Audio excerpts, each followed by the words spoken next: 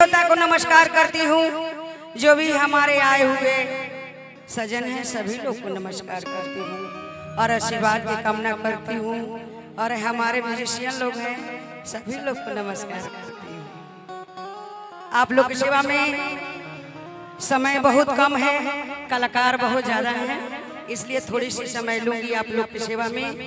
आप लोग हमारे ऊपर आशीर्वाद बनाए रखिएगा। हेलो हेलो आइल बानी आशा लेके रउए दरबार में, रउए एगो माई बानी एह जगत संसार में। माइयों के माई है लइकवो के माई, ऐसे राउर माई महिमा बीच सभा में गाई। देखिए भक्ति के बहुत कम समय में रउआ सबकी सेवा में मैं एक छोटी सी गजल पेश कर रही हूँ। हेलो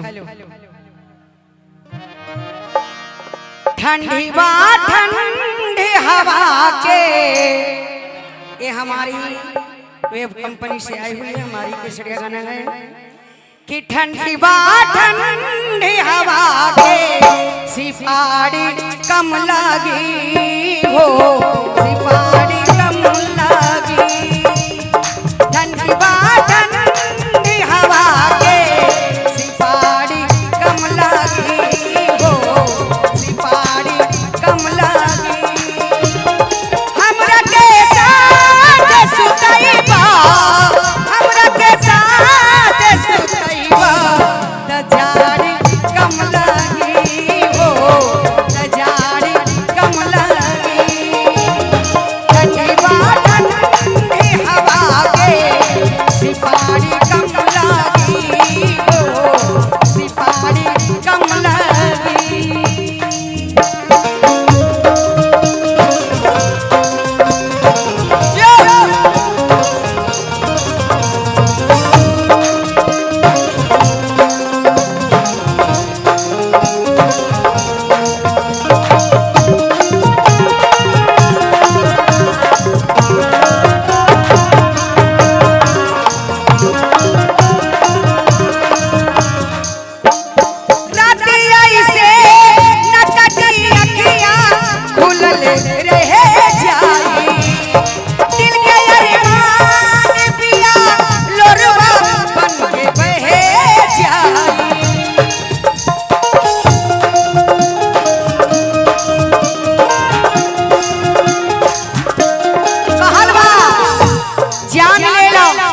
जहान ले लो, जान ले लो, जहान ले लो, अरे जिए की सारा अरमान ले लो।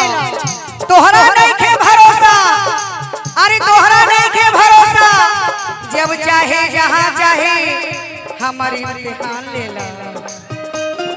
रातिया से नकटी अखियाँ खुलल रहे जाई, दिल के अरमान पिया लोरवा